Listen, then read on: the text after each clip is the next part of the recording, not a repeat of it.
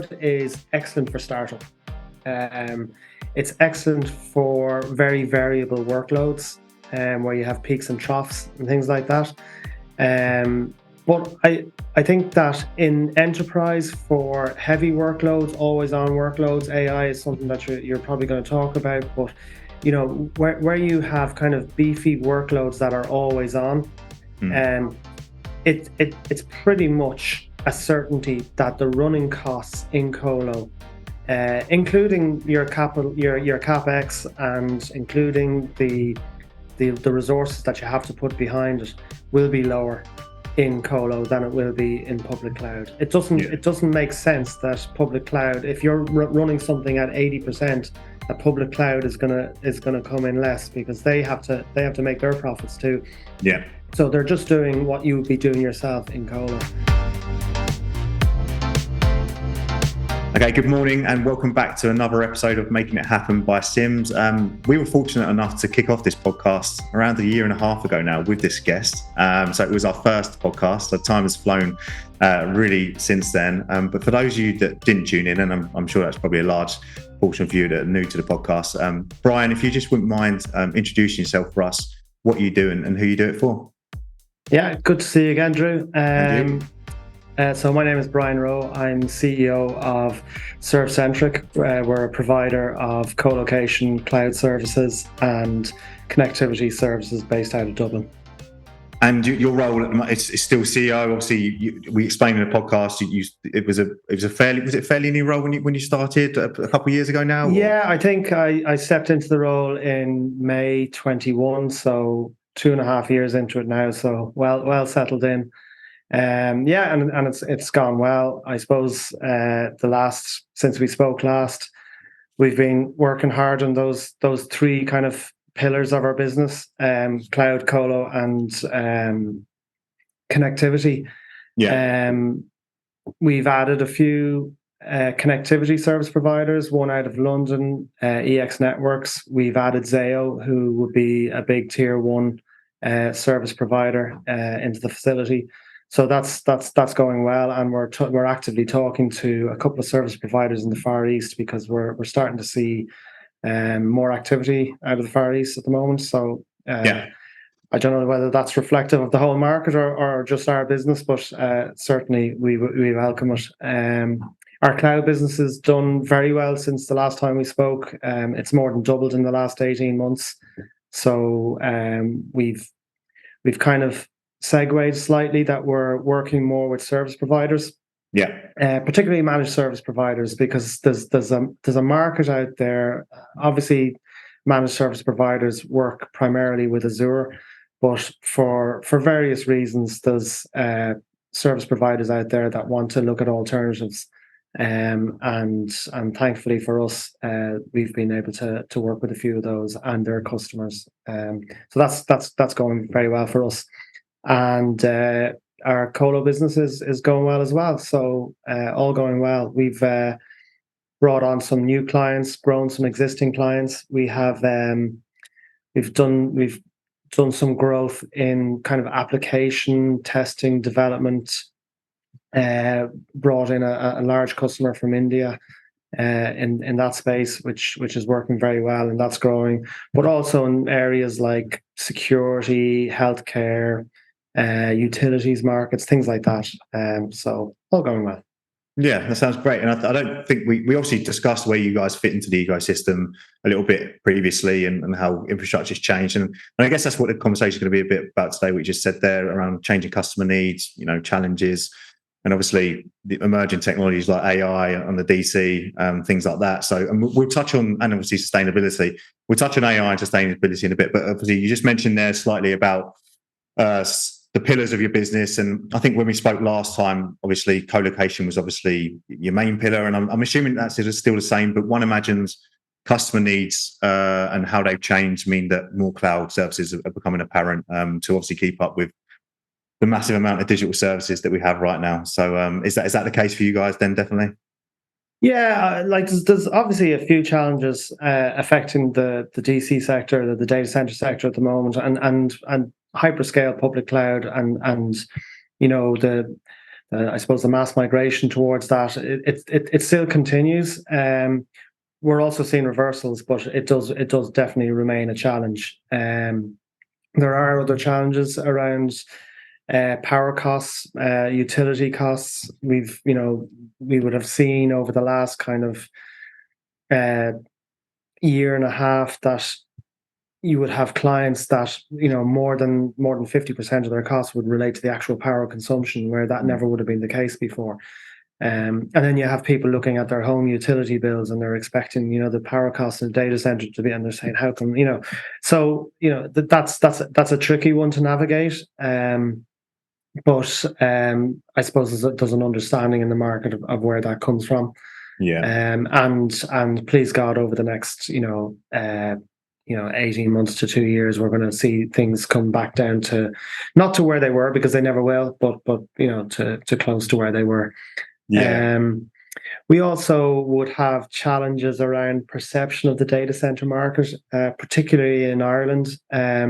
We have probably kind of a tight system in terms of the amount of energy that the country has to provide electricity, and there's a perception that data centers are sucking up all our energy in Ireland, and as a result, there's not enough to light the houses or whatever. But that's never come to pass. But there's definitely a perception out there that the percentage of the market of the electricity market that data centers are using, particularly the hyperscale data centers are using, and of course, in the public eye, what we do and what Amazon or Google or Microsoft do are kind of the same thing, whereas they're very, very different thing, because we're servicing a local market. But just overcoming those negative perceptions is also a challenge for the sector at the moment. Yeah, I think we just jump straight to that. Then I think I read somewhere something around 80% of Ireland's energy consumption is DC based, so it's up from 14%. I think I read that was something that came out around in June, and obviously this is increasing. So just obviously you fit into that ecosystem with hyperscale. So so our listeners are aware, you guys are based in Ireland, but then you've also got the hyperscalers like AWS and Google that have DCs in that area. Yeah. Exactly. Yeah. So is it more for, as a responsibility as a CEO, is it more for, do you take responsibility in terms of you work with the grid and Ireland on that, and how you guys deal with sustainability, or is that left to the bigger guys to sort of take that on and that sustainability approach? But one imagines you do have a sustainability approach that you take, and there's things that you're doing to sort of work on that. Oh yeah, 100%. I think what we do is very micro in comparison, and the amount of energy that we're consuming is very small. And just as a small segue, the big problem in Ireland is the amount of energy that we're producing and the amount of green energy we're producing. We have massive problems around wind generation. Like we have an offshore capacity of 25 megawatts, which is ridiculous for somebody on the the western seaboard of the Atlantic. And we're working to fix that as a country, but that's the bigger problem, and we need to be clear about that. But in terms of sustainability, absolutely, it's everybody's problem, and everybody is part of the solution. So we operate out of a digital realty center. So in terms of the PUE around the whole data center facility, there's work being done around that. There's EU directives, as you probably know, such as Energy Efficiency Directive, which looks to drive down PUEs of data centers, particularly new builds, but also existing builds. So just for your listeners, like PUE is about the utilization of energy in the building and how much of that is actually being used by the compute within the building compared to the overall amount that the building uses. And the closer you can get that to a 1-to-1 ratio, obviously the better. We're also a signatory to the Climate Neutral Data Center Pact, CNDCP, and that that drives our behaviours where we can influence them. So what we do is within our data suites, we do whatever is possible to reduce A, consumption, and B, increase efficiency. Yeah. And just to give people a bit of an indication of your data suites and how are they data halls, or do you have specific rooms with like, I don't know, a certain amount of racks in? And what is the actual makeup of the DC look Yeah, like? that's exactly it. I mean, most people haven't stepped inside a data center, and what they are is rows and rows of cabinets. And quite often you see very kind of homogenous kind of rows where everything is identical. We're around a while, and we'd have different customers, some who bring their own cabinets, some who we build for, and it's it's more of a mix in certain data suites of how that's kind of put together, but there's always kind of warm aisle where the hot air is blown out of the back cabs, and then cold aisle, which is pushing up cold air to keep the computers cool and keep them at a constant temperature. So some of it is as a retail company, we're obviously dealing with lots of clients. We have about 60 co-location clients with various kind of needs, from say 1 cab up to 30, 40 cabs. And in certain areas they're multi-tenant areas, whereas certain areas we'd have a single client to a data suite. Yeah. And in terms of growth, and you're talking about growth there and scalability, obviously there's only so much room in a data center to scale up and stuff. And how do you see that going for you guys? Will you have to sort of expand a DC or go into different areas in Ireland, or are you taking different points of presence elsewhere? Well, that's a very pertinent question for us right now. So we do have capacity within our own data center, because there's always churn. And as I said, some of the enterprise customers, you'd see them kind of migrating to Amazon as well. We're in active talks with an organization now that's pulling out of hyperscale because it's too expensive, and they're going back into colo. So it's happening both ways now, which is great for our business. However, we are looking at additional capacity, and to that end, we've applied for planning for a new data center facility very close to our own. Amazing. We have the power already, which is the big problem in Ireland, getting power to a facility. But we actually have that power allocation already, so that's in the planning process. And is that, like you said, is that still largely being driven by colo, or is there, you're obviously building your own infrastructure out now with cloud? If you doubled that, so no, that would be colo. That would be about third party. As our cloud grows, we'll obviously break into that data center as well, and then we'll have multi-site on the cloud. But no, it's primarily for third party. And are you seeing a specific kind of client take up a colo compared to a cloud? So just for our listeners, what kind of client would take colo over cloud, or vice versa? This is you could spend a long time talking about that. I think that cloud is excellent for startup. It's excellent for very variable workloads, where you have peaks and troughs and things like that. But I think that in enterprise, for heavy workloads, always on workloads, AI is something that you're probably going to talk about. But where you have kind of beefy workloads that are always on, it's pretty much a certainty that the running costs in colo, including your capital, your capex, and including the resources that you have to put behind it, will be lower in colo than it will be in public cloud. It doesn't make sense that public cloud, if you're running something at 80%, that public cloud is gonna come in less, because they have to make their profits too. Yeah. So they're just doing what you would be doing yourself in colo. Yeah. And just obviously, we've mentioned sustainability already, and I'm not so sure we discussed where it was on people's agendas when we had a chat back in early 2022. But obviously, we're seeing that more so now, especially in every realm of business. But in terms of a sort of top three, you probably have price and location and things like that in there. But credentials of a sustainability for a DC, is that starting to creep its way up the agenda for any business looking to find a facility? 100%. I think it's transcending everything. Even things like recruitment,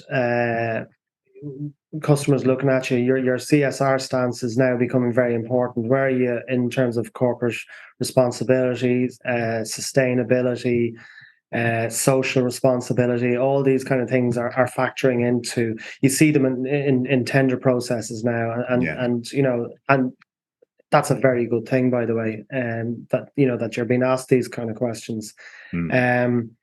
But also it has a financial impact on customers. So the more sustainable you are, and the more efficient you are, then the lower cost to the end customer as well. So it does have a financial impact. Yeah, absolutely. That's great. And so I think obviously one of the things we mentioned we wanted to touch on, and we didn't get to touch on it last time because it wasn't so prevalent. But that is AI and these emerging technology. I think we discussed more like edge and 5G, but AI is really it's always been there, but I'd say it's accelerated, be that in our everyday lives or in business. And before we discuss the impact of what it have on colo and cloud, I think I'm speaking from a component level around memory and storage. This requires new hardware, and the most powerful AI chips in the world use quite rather advanced packaging methods compared to traditional. So, for us around memory and storage, we're seeing some shortages there due to packaging capacity, but it's likely this is going to persist. But ultimately, we're having to adapt and adapt very fast at a component level into the servers. But from a co-location and cloud perspective, has this affected your infrastructure in any way, and how you really plan to run a DC right now and in the coming years? Yeah, I suppose there's two questions there. Is like, how does it impact us directly, and then from a client perspective. And you're bang on with the first thing you said. It's been around for years, and we have clients in the AI space. I think it's generative AI, particular large language models, ChatGPT. That's what's made that's where the explosive growth and all the noise that comes with it has come from. So from a client perspective, we haven't seen, this influx of, AI-driven workloads coming into the data center yet. I'd have a very strong belief that it will happen. I think that it'll. What I was saying about the workloads before, about operating at 70, 80, 90%, AI is exactly like this. And for obviously ChatGPT and Bard would have they're related to some of the hyperscales, but some of the third parties that are developing these products will certainly, I think a lot of that may come back into colo and come out of cloud, come out of hyperscale public cloud, simply because it's very hungry, as like you said, you'd know more about the component side of it, but they are very, very power hungry, and as a result, I can see them coming back into colo because it'll make a hell of a lot of sense for those providers. In terms of using AI ourselves, in terms of increasing sustainability and efficiency, we're at the start of that. We're talking to certain people about that. I think if we have a conversation in another 18 months, we'll definitely have more answers around what we're doing in that space. And is this obviously you work with particular vendors? Is this something they're starting to push into you guys a bit more about sort of testing out new things, or conversations you have with them? Is this something that they're starting to lead with now? Because obviously the people that we work with, the manufacturers work with, everything is starting to go down this AI route and what they're producing to deal with this demand. Is this what you're seeing from the people that you work with in terms of the vendors within a DC as much as the customer demands? I mean, when you say vendors, are you talking about a mechanical, electrical kind of? Yeah. So, from what I understand, you work with HPE and things like that. So, new servers and new technologies. There, is this something they're starting to sort of push into the DC from a colo? Yeah, absolutely. Yeah, I mean, well, in terms of the workloads and how that's put together, obviously the vendors are. Chipsets are all changing. It's all going from CPU to GPU. I assume in your own space, it's about low voltage memory and increasing efficiency around that. I may be wrong, but really, what happens under the hood inside our clients' own infrastructure. we don't really touch that. We don't see that, and we don't really deal with the vendors except for our own cloud services. Yeah. And we're not, AI isn't really one of the top things that we're doing in our cloud at the moment. Yeah. But again, I think that'll change. But I think it's more our clients and their discussions with the vendors that you'd see that. Yeah, absolutely. And you spoke about the cloud sort of doubling there for you guys. Has that had much impact on the team and how you've had to sort of find talent and sort of grow the team, or are you still working with the same team and they're starting to learn new skills about building clouds? Because obviously it's very different building a cloud and infrastructure out than it is to, sort of being a knock engineer as such and running a facility and power and cooling as such. Yeah, 100%. So we're able to kind of keep it pretty tight for ourselves in terms of personnel, because we work with a cloud partner called Cloud Sigma. Yeah. So the build of the cloud, as far as the hypervisor layer and the user experience, that whole ecosystem is managed, and we're a cloud provider that's part of a global global network of providers. I think there's about 16 of us now. Mm-hmm. Australia, Africa, Middle East, US, and a fair bit in the Far East. So, and the UK as well, actually. So there's a number of service providers using the same cloud platform. A lot of the support comes directly from Cloud Sigma, which allows us to keep it pretty lean ourselves. And it also allows us to grow without actually, having to increase the overhead in the same, I suppose, to the same kind of ratio as the growth. Absolutely. And obviously you mentioned there the three pillars of the business being colo, cloud and connectivity. And you mentioned a few other things there that you guys are introducing. So just to give the floor to those a bit more, and also in terms of what those are, do you think in terms of a share of your business, they're going to start to become main pillars as such outside of the connectivity, cloud and colo, or is it always going to be around that for you guys? Yeah, I think there are ancillary services that we use to kind of add value for our clients, as opposed to value add for ourselves. We do certain security services. We do 24/7 monitoring, hands and eyes. We provide consultancy services, but they're really they're drivers for the three core pillars, and I would see that being the same going forward. Co-location will always be our primary business, with the cloud and connectivity supporting that business, and also they're all hand in glove together. Because the colo requires connectivity, the cloud requires connectivity, and we're seeing a growing number of clients using hybrid, where they're using our co-location services but plugging directly into the cloud, and back-end connections into our cloud from their colo. So they're running certain workloads in the co-location, but running certain workloads in our cloud. Yeah. And just to obviously tell a bit more about location, Ireland, and obviously you guys being based there. What would you say the main benefits to anyone looking for colo space, or those kind of things that tie in is to having a DC in Ireland, really? And you obviously mentioned connectivity, and is it a bit of a hub for Europe or anything like that? What are the main benefits to working with a DC in Ireland? Yeah, I think I suppose one of the main benefits is security. I think somebody said to me recently, Ireland is an oasis of calm. I don't know that we are, but that's how we're seen globally as a country. We're seen as a very stable country, an English speaking country. We're the most Western location in Europe. Yeah. So we have the lowest latency to the US, so it's particularly attractive to US companies. We're now the only English speaking EU country, native English speaking EU country. So for I suppose the English speaking countries like Canada, US, Australasia, and India as well, we're attractive in that way. So really, I suppose the only negative against that is our issues around power supply and increasing that. But we are, as a country, working on that. Yeah. And doing that sustainably through wind, wave, tidal, solar technologies. Yeah, and that's the benefits of Ireland. We're having that sort of offshore thing. So, and just to kind of finish up a little bit, really, in terms of the outlook for the next 5 years.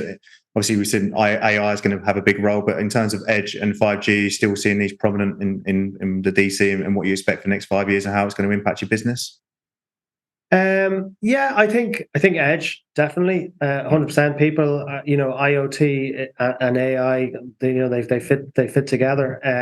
But that IoT, autonomous driving, things like that, that's all gonna require edge. So while we will have larger central data centers, hyperscale, they'll continue to grow. There's definitely going to be a greater requirement for being close to the customer, and then off the back of that, the utilization of 5G to get that data in and out of those edge data centers. So, I definitely see that as a growth area. Okay, thank you. All right, well, I think we covered quite a bit there, and I really thank you for coming on again. And again, if anyone wants to find out more about the service that you offer in Ireland and the DC, I'll put a link in below in this podcast. And yeah, it's been great to catch up with you. And like we said before we came on air, when you do come over to the UK, let's do catch up at one of those events we said we were going to do. And absolutely. Yeah. All right. Cheers, Brian. Great. Thanks very much. Thank you. Good to talk to you.